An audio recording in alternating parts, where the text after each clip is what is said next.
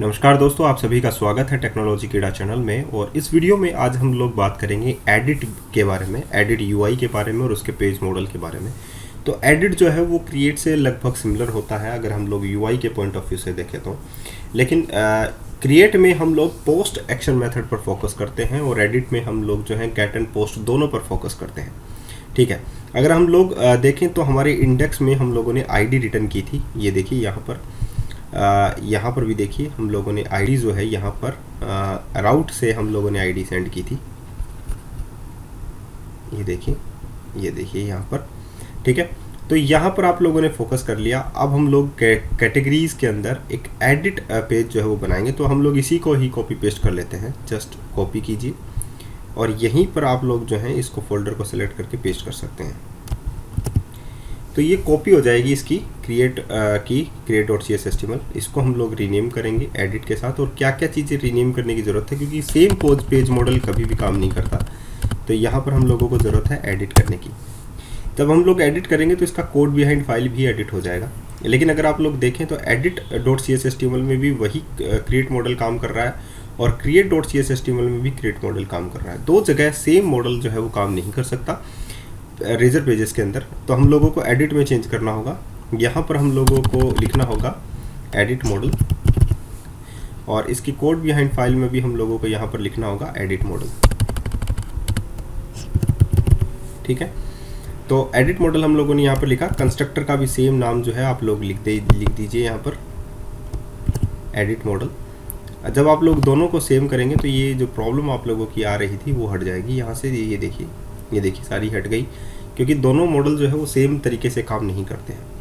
अब जैसा कि मैंने आप लोगों को बोला कि जो एडिट होता है वो आप लोगों के गेट और पोस्ट दोनों पर फोकस करता है। तो हम लोगों को यहाँ पर गेट करनी होगी कैटेगरी, और कैटेगरी को हम लोगों ने बाइंड कर रखा है। यहाँ पर देखिए बाइंड प्रॉपर्टीज़ हैं, तो यहाँ पर कैटेगरी जो है वो बाइंड है।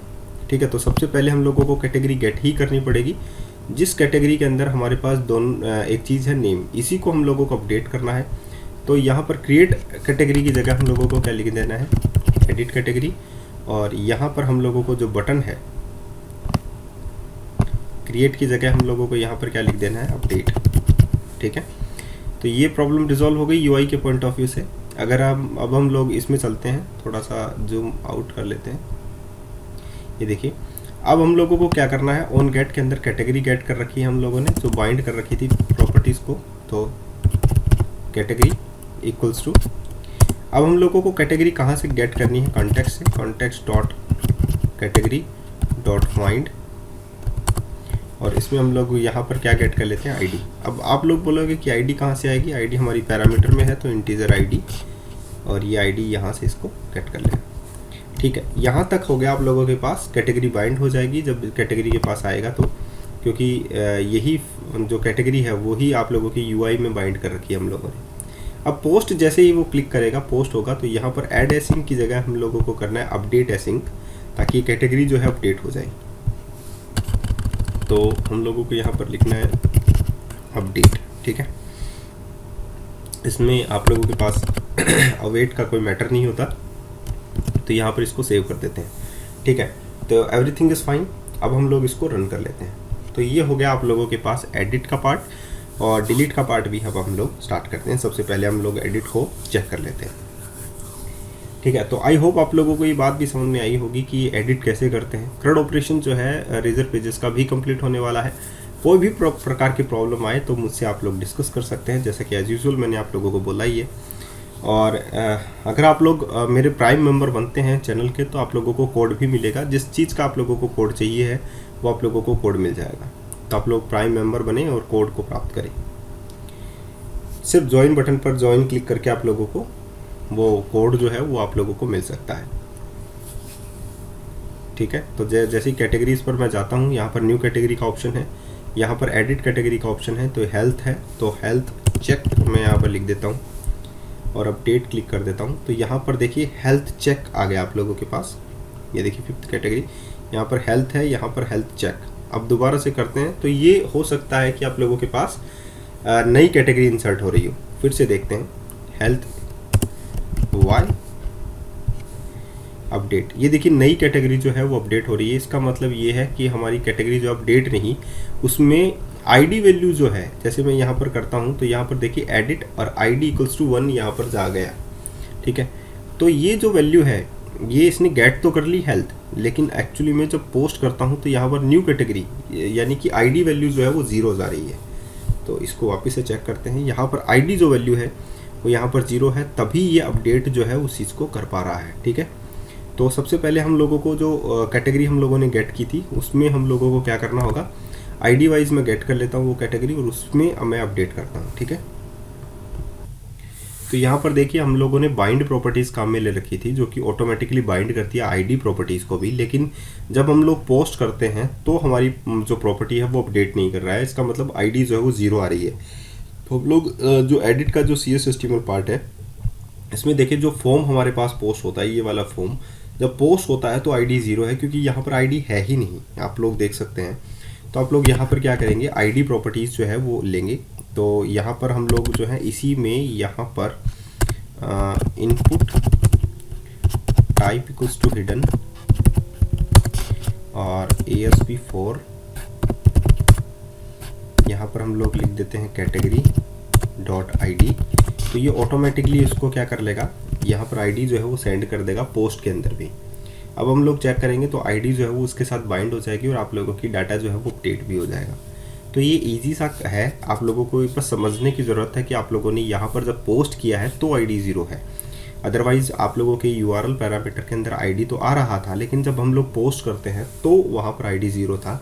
तो डेफिनेटली आप लोगों को इस प्रॉब्लम को रिजॉल्व करना है। तो यहाँ पर क्योंकि बाइंड प्रॉपर्टीज़ हम लोगों ने काम में ले रखी थी तो प्रॉब्लम तो यहाँ पर ही थी।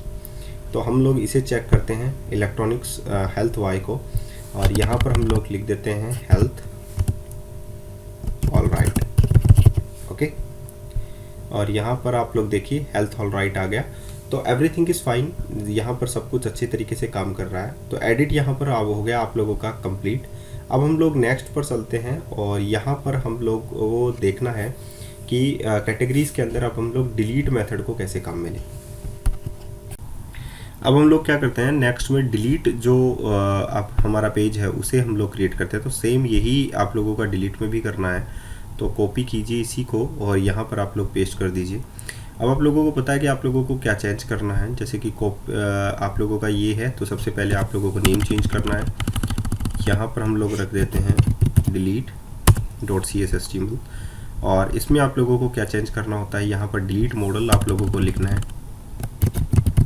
ठीक है।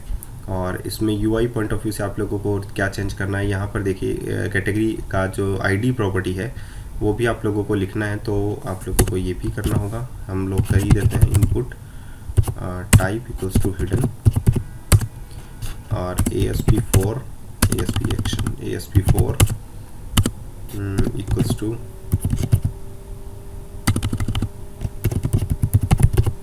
कैटेगरी डॉट ID, ठीक है।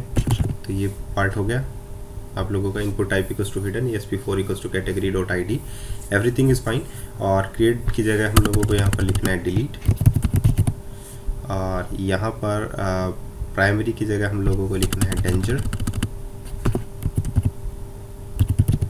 ओके। अब इसका जो पार्ट है आप लोगों का नेक्स्ट, उसमें हम लोग डिलीट मॉडल आप लोगों को लिखना है। तो सॉल्यूशन एक्सप्लोरर में चलते हैं हम लोग और डिलीट की जो html.cs फाइल है उसमें इस मॉडल की जगह हम लोग लिख देते हैं डिलीट मॉडल। इसमें भी हम लोग लिख देते हैं डिलीट मॉडल, ओके। अब हम लोगों को यहाँ पर देखिए जब हम लोग गेट करेंगे तो कैटेगरी तो हम लोगों को फाइंड करनी ही होगी।